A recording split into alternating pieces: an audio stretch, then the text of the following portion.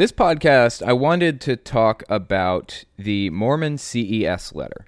This is something I just found out about recently. I just heard about it, I think like earlier today or the day before, maybe yesterday or something like that.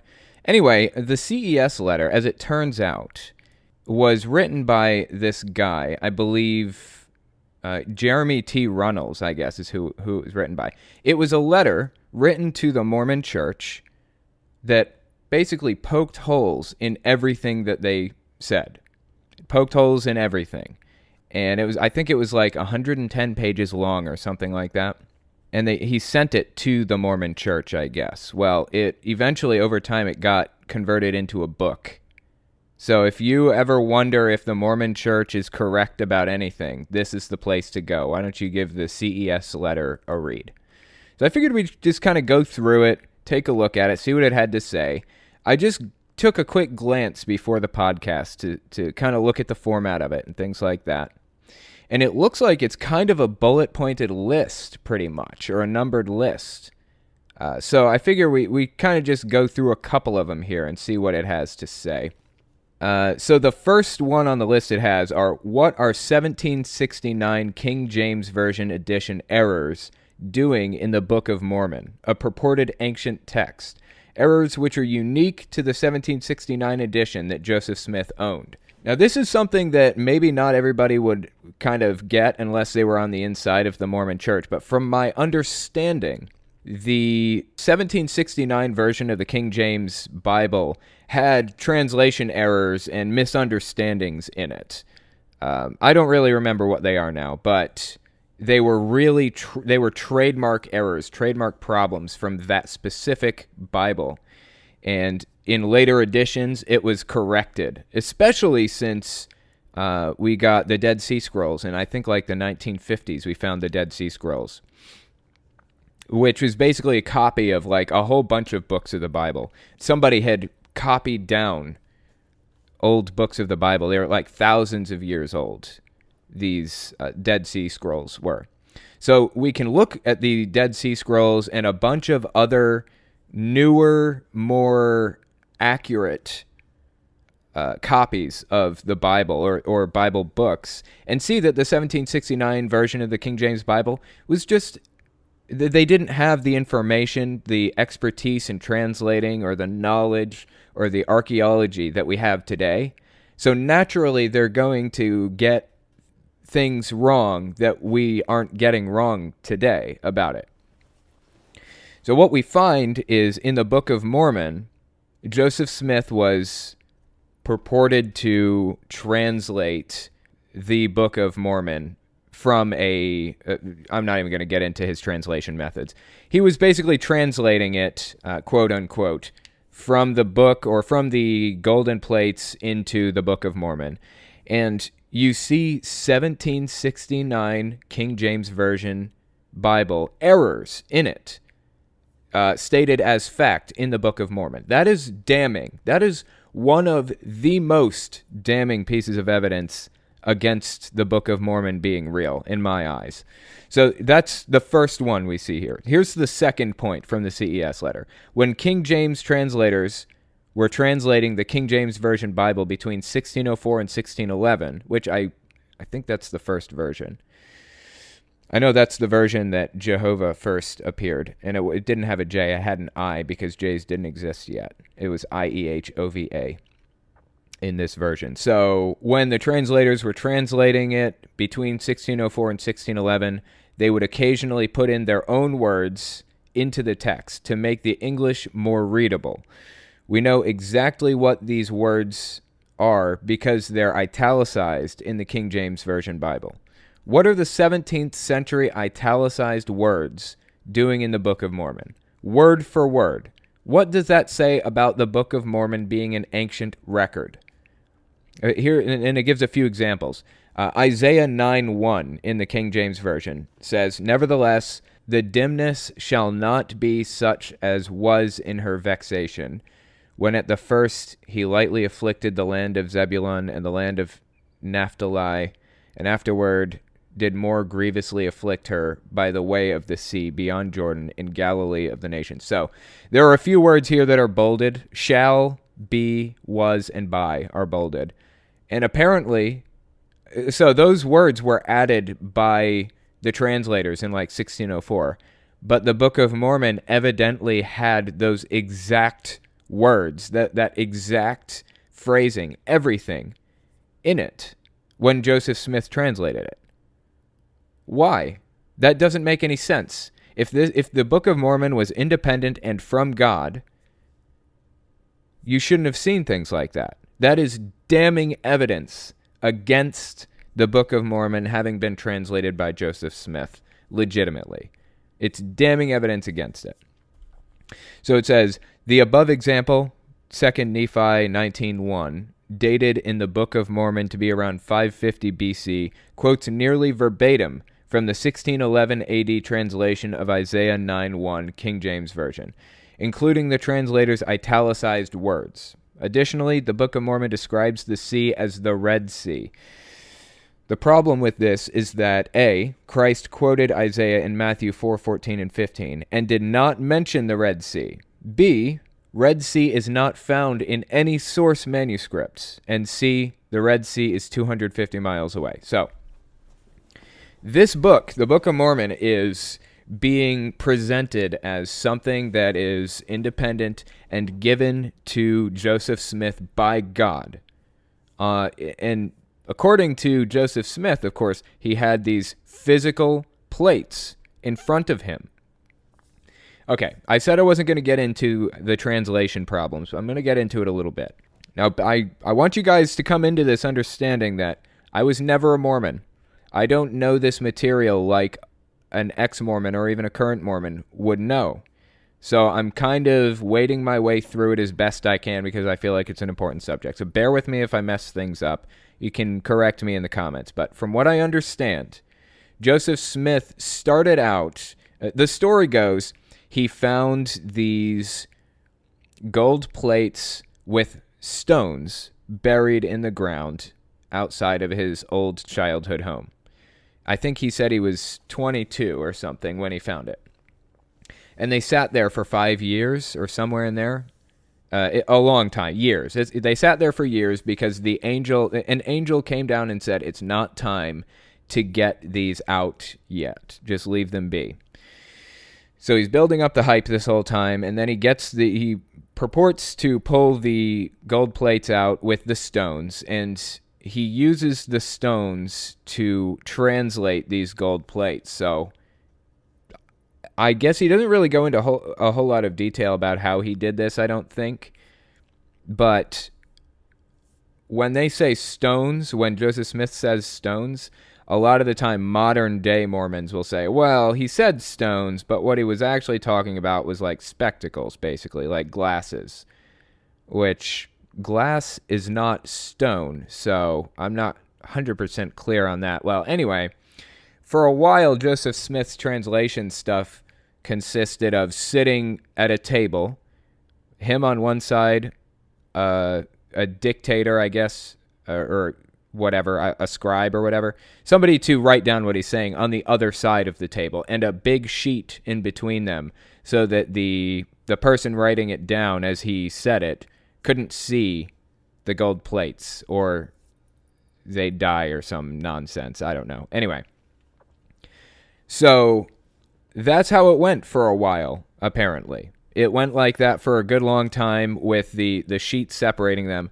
But at some point, Joseph Smith had this seer stone, quote unquote, that he used in fraud when he was younger, was these old money digging scams where he would tell people he could find buried treasure. He had this rock he found in a well, and it would speak to him and tell him where this buried treasure was. So if they paid him this amount of money, then he'd find it for him. And every time he appeared, or every time he found the money, quote unquote, he'd say it had a hex on it, and it would start sinking deeper in the ground, gone forever. And of course, he would keep the money that they gave him to find it.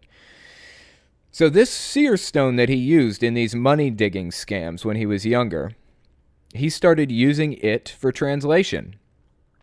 he would drop it in his hat, put his face in the hat, and start dictating to this person, who would then write down what he was saying. He was basically dictating the Book of Mormon to them and other stuff. Now, I don't think it's just the Book of Mormon. I think it was other stuff too. So anyway, it started out with the veil and the gold plates and everything, and then it moved to just throwing a rock in a hat and telling the person what was being said. And people say it's such a complex story. How could he have possibly remembered all of this and blah, blah, blah. I'm sorry, that argument does not hold up for me at all. Let's continue on with the CES letter, get a little bit more information on why this is just such a ridiculous idea. Okay, so we just hit number 2, and that was basically exact quotes from the King James Version of the Bible and including the errors in it. So let's take a look at number 3. The Book of Mormon includes mistranslated biblical passages that were later changed in Joseph Smith's translation of the Bible. These Book of Mormon verses should match the inspired JST version instead of the incorrect King James Version that Joseph later fixed. A typical example of the differences between the BOM, KJV, and JST. I'm guessing BOM and JST are just different versions of the Bible. I'm not sure what they are, though, BOM and JST. But King James Version is KJV, so anyway. They give us a couple of examples. 3rd Nephi, Matthew 6:25, Matthew 6:25 again, just from different versions of the Bible. But anyway, yeah, it's really, really fascinating stuff. This letter is really awesome. I had no idea it existed, and it blows my mind. I may actually do a full-blown video on it at some point. So here's the 4th one. DNA analysis has concluded that Native American Indians do not originate from the Middle East or from Israelites, but rather from Asia, because Mormons make a lot of claims about Native Americans and how they're the descendants of different people from the Middle East and things like that. So, DNA evidence can prove or disprove that. That's a factual claim. We can know one way or another if that's true, right? Why did the church change the following section of the introduction page in the 2006 edition Book of Mormon shortly after the DNA test results were released? It said, "The Lamanites, and they are the principal ancestors of the American Indians." And then they changed it to "the Lamanites, and they are among the ancestors of the American Indians." So they actually changed what the Book of Mormon said. That's fascinating. I had no idea they did that. Update. The church conceded in its January 2014 Book of Mormon and DNA Studies essay that the majority of Native Americans carry largely Asian DNA. The church, through this essay, makes a major shift in narrative from its past dominant narrative and claims of the origins of the Native American Indians. It's so fascinating. This is such a valuable letter. I can't believe I didn't know this existed before. I'm going to read through this entire thing. And it's free to download. Like, I just got this off the internet. Anybody can get it for free. The PDF, at least. You can buy a hard copy of it, I think, off Amazon. But I just, it blows my mind. I didn't know about this. I just heard about it from Mr. Atheist like a couple days ago. I may end up doing a full-blown video on it on my main channel. But anyway, I mentioned this a couple of times. I never go in my spam box. I just don't bother. YouTube puts stuff in there automatically. Like if somebody posts a link to a shady website, or if they put a whole bunch of smiley faces one after the other or some other thing, then they'll put it in spam. Also, YouTube users have a reputation, so if you get marked as spam on some other people's comment sections, then you'll probably get marked as spam on mine too. It's just how it works. It's your reputation. So I noticed this person said an ad for pureflix.com came on after viewing this video. That is apparently considered to be a questionable website, a shady website by YouTube. If you guys don't know what PureFlix is, it's just awful. It is Netflix for Christians, I've come to find out. They have a bunch of like Christian shows on there, Christian movies. It's all everything Christian. It's so bad. It's basically like a Christian production company. I think that they sponsor things like God's Not Dead and all of that other stuff. Ray Comfort's garbage that he puts out. Anyway, see, this is my dilemma. Do I accept the comment? It's not spam. It's not a spam comment. They're just telling me. But I don't want to advertise for PureFlix. And it is a link, so I don't know. I'm just going to delete it. But anyway, so this person says the mom looks like Coraline's other mother. Yeah, talking about Caleb and Sophia's mother. She does look a lot like the other mother from Coraline, doesn't she? That was an odd movie. It was a very Tim Burton-esque movie. All right, I'm accepting that one. The part about using unleavened bread for the Last Supper is biblical. The part about leaven or yeast being a symbol of corruption is not. On the contrary, Jesus compared his followers to leaven in the body of humanity. The reason unleavened bread would have been used for the Last Supper was that it was a Passover observance, and no leavening is used in Passover meals to commemorate the fact that the Israelites escaping Egypt had no time to let their bread rise, and only unleavened bread when they escaped. So this person is basically, I mean, I can't speak to the accuracy of the comment. I think it sounds right to me, but, I haven't researched it at all. But if it were true, it would be another example of Jehovah's Witnesses just extrapolating from information that they had and applying it to their lives and ending up with this really weird, messed up doctrine as a result. All right, I'm accepting that comment too. Okay, so we've got one person sending a whole bunch of comments. Well, the exact definition of it is harder. For context, the comment under which this person commented was, even if the gravitational waves detected were from the Big Bang would still be in the theory category. And this person said, well, the exact definition of it's harder. It was an expansion of space itself, for instance, rather than a straightforward eruption detonation. That was actually from today's video, the Bullet Berry video. Okay, so this person is saying, Mr. Temporal, you know what, I'm going to accept these because this sounds legitimate to me.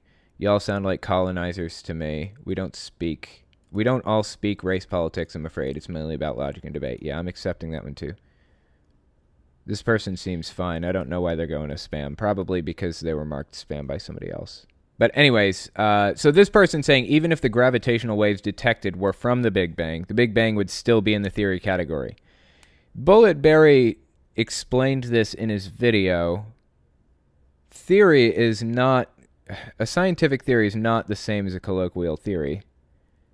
People continue to mix these things up. There are facts, and then there are laws and hypotheses and theories, right? So there's the fact of evolution, and then there's the theory of evolution. There's the fact of gravity, and then there's the theory of gravity. The theories are just overarching frameworks that describe actions or that describe facts that we see. By saying the Big Bang would still be in the theory category, yeah, it is a theory, but we also have facts to back that theory up. The universe is expanding. That's a fact. We know that. It was once a lot closer together. We know that. We can look at the cosmic microwave background radiation and see the footprint of the Big Bang. So, yes, it's a theory. We use that theory to describe what happened, but it's also a fact. I don't know. This stuff just bothers me so much. Okay, let me just go back through a few more comments. In fact, I'm going to move from the spam comments into the regular ones. I notice here that... Oh, okay. This is getting interesting. There's a person here in my comment section who posted this comment. It says, Telltale, could you please do an expose on Menlo Park? The scandal included money laundering, corruption, collision. I assume they mean collusion or something. I don't know. collision, theft, and seizure of millions of dollars of assets by the Watchtower Society.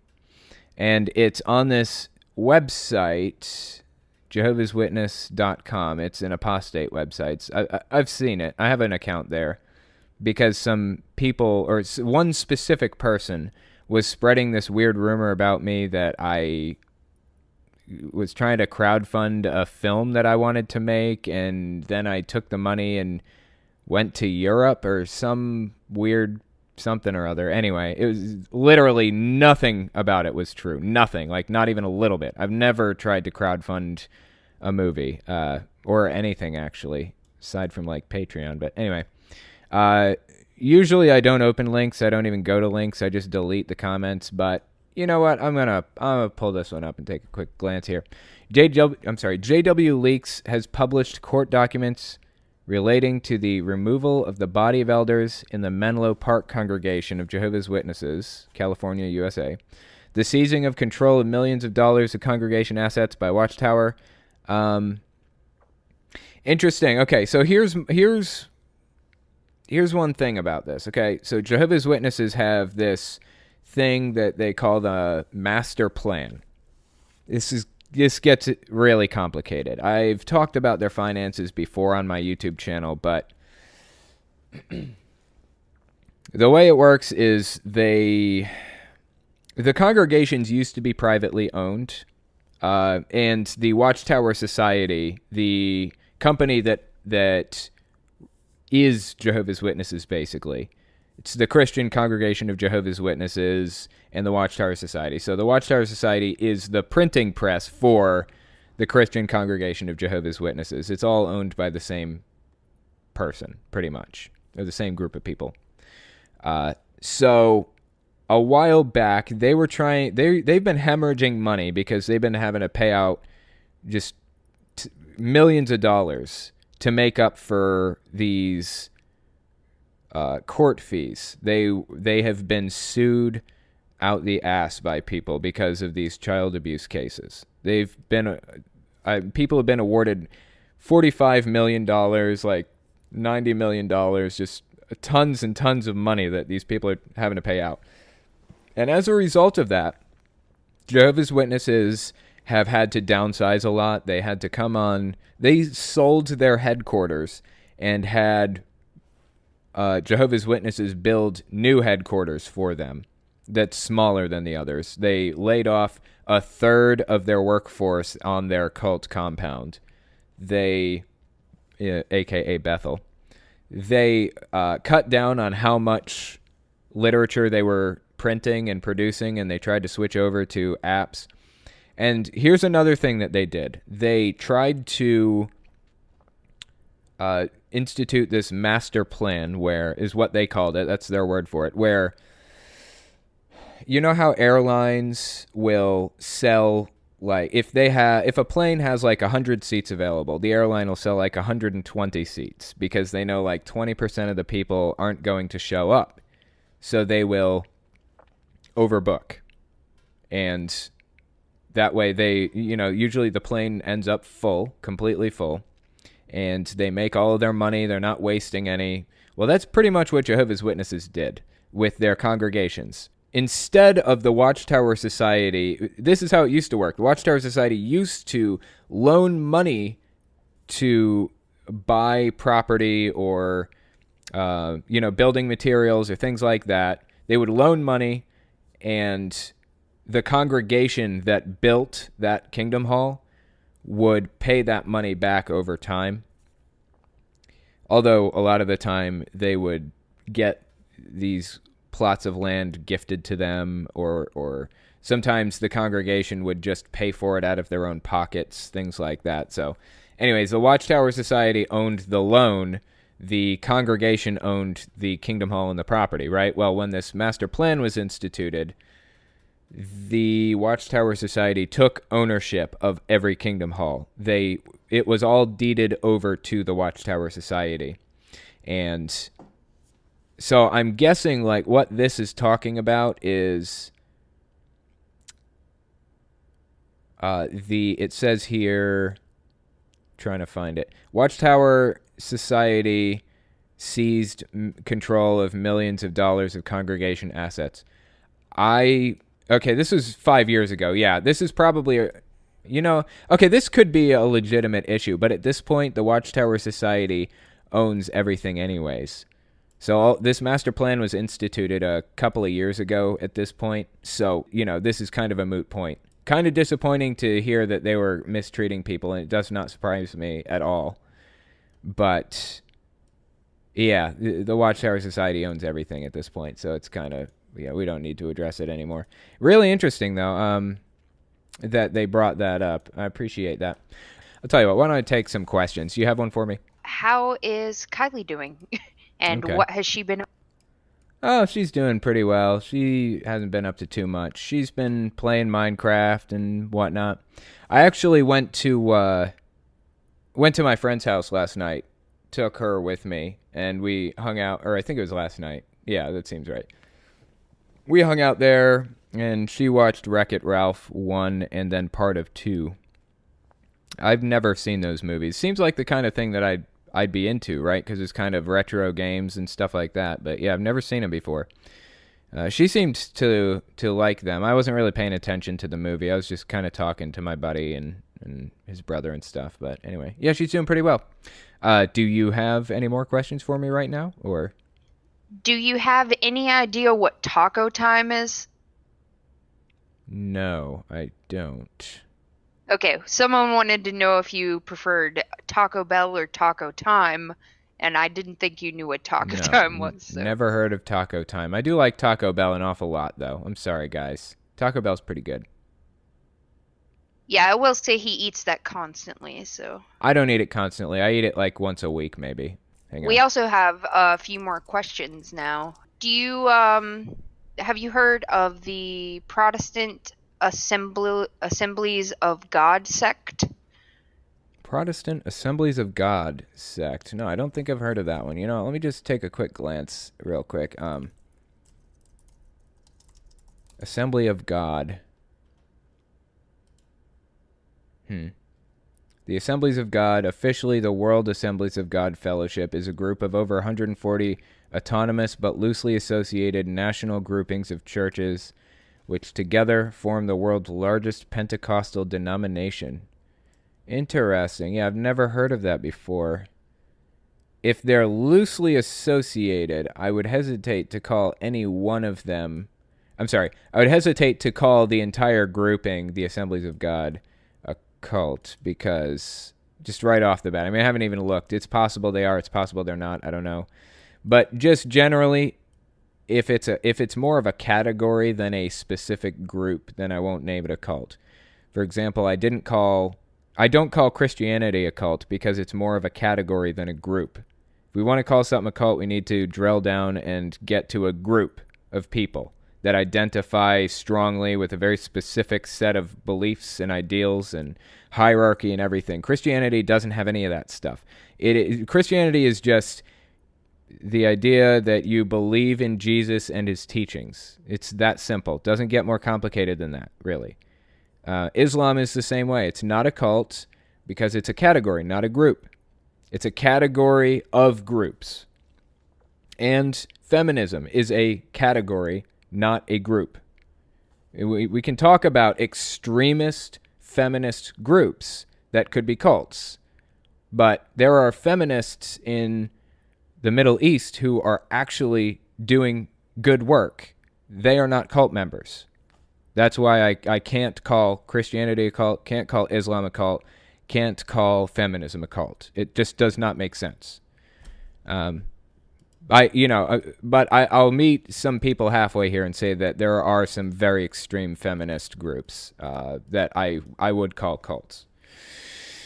Anyways, do you have another question for me? Yeah. Have you ever gotten someone to convert when going door to door? And if not, what's the closest you've gotten? It's an interesting question. No, I have not.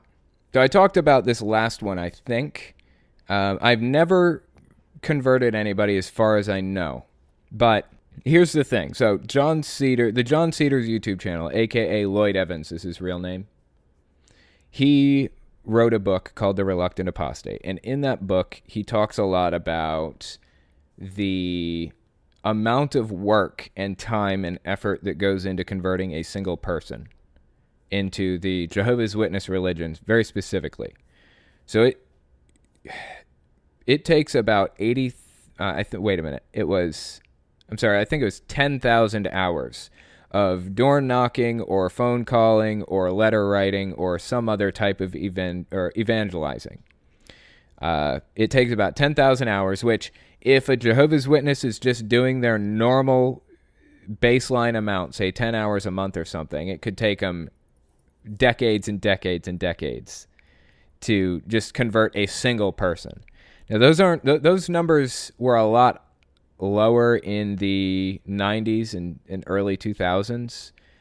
They converted a lot more people when they knocked on doors, but I think since the advent of the internet, it's gotten a lot better. Jehovah's Witnesses just, not only are they hemorrhaging numbers, they're having an awfully hard time bringing new people in. So that's pretty awesome. That's really good to hear. What is your favorite song? My favorite song? It changes. It varies from time, day to day mostly, but I'm a really big fan of Tool. It is my favorite band by far. I love Tool. Some of my favorite songs by them include Push It, which is probably my favorite just lyrically. I really love the song and its lyrics.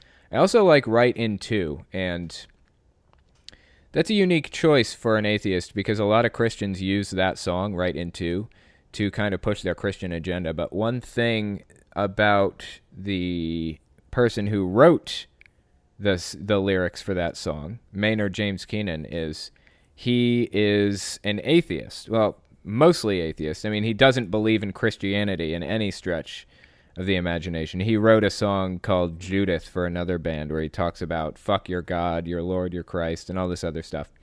So he's not a believer in Christianity, but the perspective that he takes in the song Right In Two by Tool is one that Christians like to latch onto and kind of use to, I don't know, promote their beliefs or whatever. You know, let me just look up the lyrics real quick.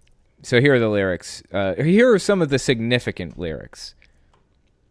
Angels on the sideline, puzzled and amused. Why did Father give these humans free will? Now they're all confused. And then he says, don't these talking monkeys know that Eden has enough to go around? Plenty in this holy garden, silly monkeys. Where there's one, you're bound to divide it right in two. So the point behind the song is kind of the fact that we're nothing more than just monkeys on this rock flying through space. Why do we care who owns what piece of land? You know, is it really worth murdering millions and millions and millions of people over? Is it really worth that? And then he says, this is one of Tool's most famous lines right here. It says, repugnant is the creature who would squander the ability to lift an eye to heaven, conscious of his fleeting time here. Now, like I said, Maynard is not a Christian in any sense. For all intents and purposes, he is an atheist. So this line here is used a lot of the time by religious people to say, oh, look, Maynard is a Christian and this is a Christian song and it's such a great song. But that's not accurate. It's being misread if that's how it's being interpreted. To me, that line is, we have consciousness here and we have the ability to appreciate where we are and what's happening. And it's disgusting to think that somebody would take that for granted. Take what little time we have here for granted. But anyway, it's a really fascinating song. I really like it, honestly, just for the beat alone. It's a very tribal-sounding beat. So that song, Push It by Tool, is really good. Anima or Anima, I think is how it's pronounced. Anima is another good one. It's a very dark song, and I have a really dark part of my personality. So, just a lot of really, really good music comes from Tool. The Pot. But also, in addition to Tool, I'm a really big fan of Pantera, Metallica, Megadeth. Metallica has completely sold out at this point. I mean, I don't believe in this whole selling out thing. Like, I will advertise. I have no problem advertising. I have to make money to do the job that I do, period. Nobody does anything. Nobody can work for free. Nobody can do their life's work or make a living without making money, bottom line. So I have no issue with advertising. But doing something that goes against my moral values for money, that's selling out to me. I won't do something that goes against my moral values for money. Or doing something that shows how corrupt my moral values are. That's kind of how I feel Metallica went. That's the direction I feel Metallica went. They were in it solely for the money and no other reason, it seemed. I don't know if that's accurate or not. Who knows? But they still make good music. So, yeah, like Metallica, Megadeth. I also like Eminem, surprisingly. Really kind of a big fan of Eminem. I listened to Eminem through some pretty interesting times in my life and kind of shaped my opinions on a lot of things. Like my love for my daughter, for example. So there is that. First guest is Omega Riley. Are you there? Can you hear me? Yeah, howdy. How's it going? I'm doing just fine, man. How you been? Oh, not bad. We've talked a few times now, haven't we? Yeah, I called in last week on when you were on that Wanted. other podcast, which the name that's what it was. Yeah. Yeah, I called in and I had that question about the pedophilia, and then I was on here once before. Yeah, that's awesome. I appreciate you calling in and talking to me. It was a really interesting time. Oh yeah. I have a hard time going back and watching like some stuff that I do. I don't know. It's like there's something that just kind of bothers me about hearing my own voice, but I'm kind of getting past it, having edited my own videos for like 3 years at this point, but I still have like a lot of trouble going back and listening. What did you think of the Truth Wanted show? Was it any good? Was it okay? Yeah, I really enjoyed it. And actually, have you ever heard the explanation as to why people don't generally like listening to recordings of their own voice? I feel like I have, but I'm not 100% sure. Do you know why? Yeah, it's basically that when you hear your voice, you hear it like 3 times. You hear it once as it immediately travels to your ears, once reflecting off all the surfaces around you, and once as it vibrates basically through your jaw muscles in your skull, which gives it a little bit more of a deeper kind of richer feeling. So generally when you listen to it on a recording, it sounds much more nasally than you generally hear it. That makes sense. Yeah, that's pretty spot on. I do sound like super nasally when I'm recording videos. I don't know if that's accurate. Probably not. But it's okay. I hear it, man. I did choir for years, so whenever I had to listen myself back over, it was just It's cringy, right? Yeah, it's yeah. bad. But you are an ex-Jehovah's Witness, aren't you? Yeah, I am. So why don't you tell me your story? I mean, I've heard it before, and I remember a good bit of it, but for the audience at the very least, tell me what happened. Like, what was it like growing up for you as a Jehovah's Witness? Was it extreme, or what was the situation with that? It was pretty extreme growing up, and it was kind of tough because a lot of my hall was all older kids, or not even kids, or just older members in general. So there weren't really a lot of kids to talk to. So I really, growing up, only ever had like one friend at a time. Right. So it was actually similar for me. I think there were some kids in my hall, but I just didn't really hang out with them. It was like only a couple. What were you allowed to have outsider friends, or were your parents pretty strict about it too? They were somewhat lenient. I mean, like I said, I only ever had really friends.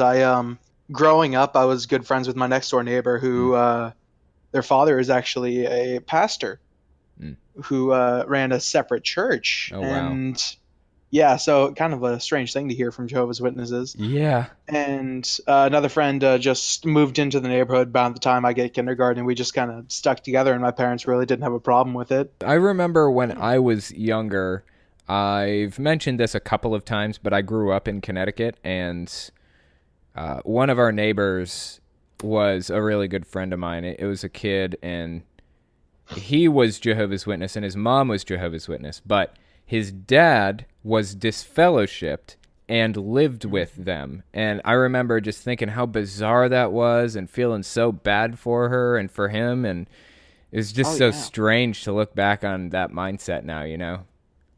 Oh, absolutely.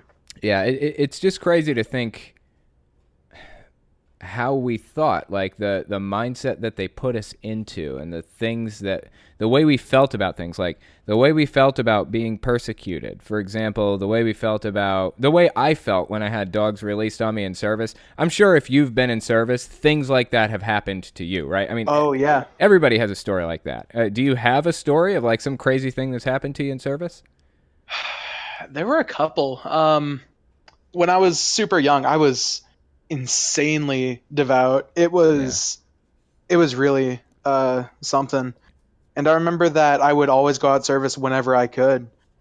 And I remember there were a couple of times that there were some weird incidences. I know that one time someone definitely let their dogs out into their backyard, and Mm. I don't know if they were planning on opening the gate on us or anything. Mm. But it There's another scared you, I time. imagine. Like you were Oh, wondering. absolutely. Yeah. I had no idea. I had heard all these horror stories and all Yeah. that kind of stuff. Um, I remember one time, and this is somewhat SFW, but I was probably around 8 or 9 at the time, and we went to knock on the door, and some guy just walks up to the door, totally in the buff. Really? Oh, that's Oh awesome. yeah. God. I mean, I don't know about awesome as a descriptor word No, there. yeah, it's messed up and it's sad. Like, how old were Yeah. you? I was probably like 8 or 9 at the time. Okay, yeah, that is pretty messed Yeah. up. And it was weird. I was with another one of the brothers from my hall. Oh man, what And like it what did was they just- say about it? Like, what happened? I don't really remember. I was so young at the time, and Yeah. I was just kind of the shell shock Yeah, of it. yeah, Oh for man. sure. I know what you mean. That's never happened to me, but I have heard stories. I think my brother had a shotgun put in his face once, and Oh jeez. I did have a guy threaten to shoot us if he didn't get off our property, or if we didn't get off his property. oh yeah, I remember one very specific occasion when I was going in service, knocking on doors. FYI, for those of you who don't know or were never a member of Jehovah's Witnesses, going in service means knocking on doors.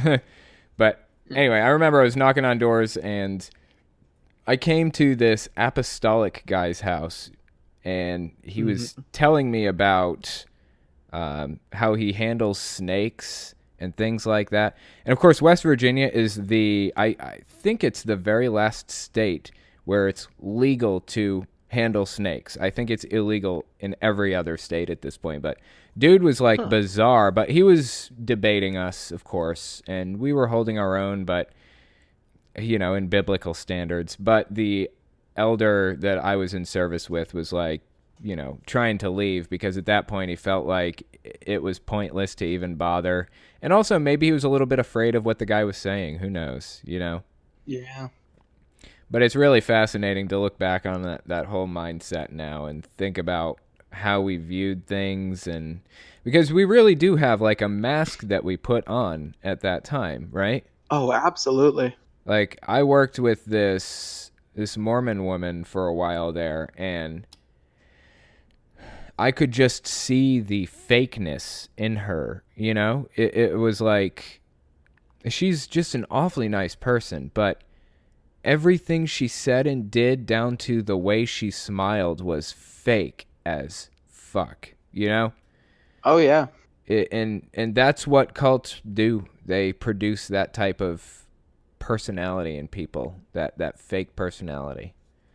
I totally agree with that. When I was in choir, there are a lot of really religious people in choir just because, grew up singing in church, found out they loved it kind of thing. Yeah. And I do remember that there was one guy that I always wish I could have talked to a bit more about it, but he was so much more deep into his faith. He was a Mormon from LDS. And I always wish I could talk to him because he was just the most genuinely nice person I'd ever met. Really? And it was really Interesting. sad because I knew that the church had been abusing that from him. Yeah. And they'd always told him because because of the fact that he was friends with basically everyone that he ever met, he always had to bring up Mormonism in some kind of context. Yep.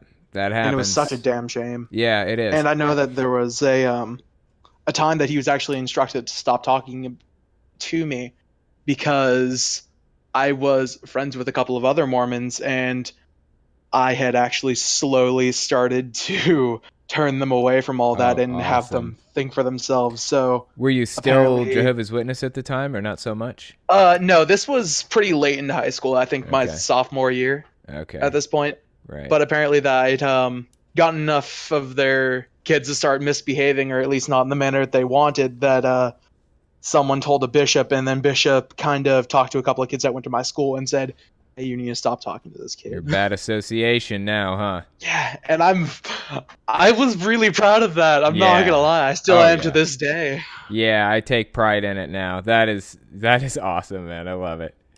Yeah. But anyway, I appreciate Ugh. you coming on and talking to me again. It's been awesome. But Hey yeah, man, always a pleasure. yeah, I'm sure we'll end up talking again. So I'll talk to you Yeah. next time, okay? Yeah, you have it going, All brother. right.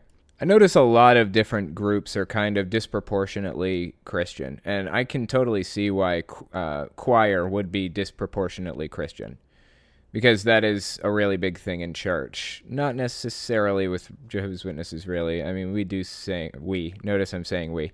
They do sing before, like before the meetings and after the meetings, during the meetings, so on and so forth. But it isn't really like that. It isn't as big as you'll find in other churches. But yeah, that does make sense. You'd find that. Anyway, so the next person I wanted to talk to was, wait a minute, somebody I talked to last time too. Fetus Deletus, are you there? Yeah, I'm here. Can you hear me? I can hear you, indeed. Yeah, we just don't have many people that are on the list, strangely. I guess, I wonder if there's like some event going on tonight or something. We have like Yeah. 18 people in the voice chat right now, but none of them are on the list, strangely. So anyway, yeah, we talked last time, but do you want to Actually, do you want to remind thinking I was gonna. what Oh, is it? sorry. No, go ahead. Thinking I was gonna come on like weeks later. I didn't want to steal anybody's spot since I came on last time. Oh, no, it's fine. Yeah, I mean, it was an interesting conversation last time. Anyways, do you want to remind me? I feel like you said you weren't religious growing up. Is that right? No, I was never really religious. Right, and your parents weren't really religious either. No. So, what was it like growing up as an atheist or a de facto atheist? I mean, did you ever get to class and hear people talking about Christianity or any of that other stuff and just kind of wonder like what was so special about it, what was so unique about it? Or did you ever stand up and say the Pledge of Allegiance and hear the under God part and wonder what that was all about? Yeah, I actually always heard. I did think that about the under God. I was always wondering why we exactly needed that, and it sounded kind of like it was inherited towards Christians because, like, God, not gods. Right. Yeah, Since there are a lot of polytheistic religions out there, they're talking about one specific God, right? It's a yeah, good and point. like the most mainstream, monotheistic religion is obviously Christianity. So Yeah, honestly, I had not considered that. That's a really good point. Why did they go with God instead of gods? Huh. yeah, because freedom of religion. So I don't understand why it's God. The safest Because bet, honestly, is just to not include it at all. Honestly. yeah, So, I don't know. that's yeah. Well, I actually I grew up in the Netherlands like until I was 8. Oh. So out it there. That's The, cool, really, the Netherlands.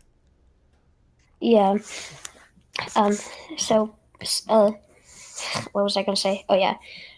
So like most of them are Roman Catholic, I think. Right. What was it like growing up in the Netherlands? I mean, I was under the impression that the Netherlands are largely kind of non-religious. Is that right? Or Yeah. Yeah, they definitely are. They don't really care that much. Like they don't care if you're a religion. I don't think there's that many Jehovah's Witnesses. I'll check actually. Yeah, probably not. Actually, the other day I was looking at hang on. I can pull something up too. I'm not sure how good this is because it came from jw.org, Oh, okay. but it says 357 congregations, 29,603 ministers who teach the Bible, and 1 in 582 is the ratio of Jehovah's Witness in the Netherlands. You know, something that I've come to find out about jw.org is they're kind of hit and miss. So they'll be accurate about some things and just completely off with other things. One of the things that I suspect they're telling the truth about is their numbers. And the reason I think that, or at least part of the reason, is because they're actually reporting negative numbers in some countries now. If they were lying about their numbers, I imagine they wouldn't want to show the negative numbers. Also, apparently in Australia, they put religion on their census recently, like what denomination or whatever are you? And the number of people who claimed to be Jehovah's Witness actually matched up with what the Jehovah's Witnesses reported in Australia. So that leads me to believe they're probably telling the truth about their numbers, but it's really hard to tell, you know. But anyway, yeah, that's pretty interesting stuff. So what was it like growing up in the Netherlands? Like, tell me about the place. I don't know anything about it. Do you remember it? Because I moved out of Connecticut when I was about 8, so. Yeah, that's where I'm from. Really? You're from Connecticut? Truth Wanted when you were on. So. Right. Yeah. Oh, and you asked me which part. Yeah. Oh, yeah. And then I realized I was on the eastern live, part. I'll so say that. I'll say it's the eastern part. Around Hartford. Yeah, somewhere in there. Oh, by the way, somebody in Special Events text, the meme chef said the reason the underguard part exists in the IRC because we were trying to be as different from the Soviets as possible. Yeah. So we added that in. Okay. Yeah, that was added in like later too. It was recently. I think it was like in the 50s or something, or I don't even remember now. But it was reasonably recent, and I think it was put in there around the same time that Money had "In God We Trust" added. They were just trying to. About the Soviets. Yeah, there was like this big atheist scare. That's part of the reason why the word atheist is so scary now to people, I guess, because the Soviets were atheist, China is nationally atheist, and atheism and communism kind of came together in a weird hybrid at the time, so... Yeah. I know one thing that was surprising when I moved from the Netherlands back to America, because like I'm not Dutch, my parents just live there, right, for like a little bit, and yeah, like I was with my friend, and I feel that I didn't really have any big experiences with it, but I feel like they were so much more centered on religion. Like I was at my friend's house once, and I said like, "Oh God," like I forgot something, and they were like. The mother or something heard me and was like, "Oh, don't say that. Say like, really? Oh my stars," or okay. something like that. Oh man, you gotta love those replacement phrases, don't you? Like "oh my stars" or "oh gosh." Ugh. Oh my Jupiter. Yeah, it's just so bad. It doesn't work. Sometimes just for laughs, I'll say it though, just purely ironically. Like I'd never say that unironically. So... I'll say something like. Gee Willikers or Jeepers or something. It's just so bad. Or oh frick, yeah. I think somebody said oh frick. Zoinks. Yeah. It's so awful. But anyway, yeah, it's been cool having you on again 2 weeks in a row. So that was pretty awesome. Yeah. And then on the Truth Wanted show, I appreciate you calling in there and coming on and talking to me for this time. I'm sure I'll talk to you again one of these days, okay? Yeah. Oh, can I actually ask one more question on behalf of Nope Sauce? He was somebody who asked the question. Sure. Let me find it. Sorry. Oh, no problem. Well, both me and him were wondering about what was your position on faith healing, especially from the I think the Followers of Christ Church. Right. Like, and these kids are like dying. Yeah. Because their parents refuse to take them to doctors, and they like die because the parents are literally like praying over their body. Yeah, it is pretty serious stuff. What is it? Executed for doing it, but yeah, I just wanted to hear your. All right, yeah, I can talk about that. Actually, it's pretty significant to me. I'll go ahead and mute you, and I will answer that in just a second. Thank you for coming on once again. So about faith healing, I don't know if you guys have heard of Darren Brown before, but I'm going to go to YouTube and pull it up real quick. I'm not going to play the video, but yeah, this is Darren Brown. So I guess he did a documentary on faith healing called Miracles for Sale, I think. It's like an hour and 13 minutes long. Really, really good documentary. He basically, so Darren Brown is this magician, quote unquote, or mentalist, I think is actually what he's called. He's an atheist. And he has pretty much, he does these magic shows where he does this really, really amazing stuff. He's an entertainer, but he encourages critical thinking and discourages, woo, basically. So he did this documentary on faith healing, exposing it and pointing out how bad it is and the terrible things that come from it, the people who die every year because of faith healers.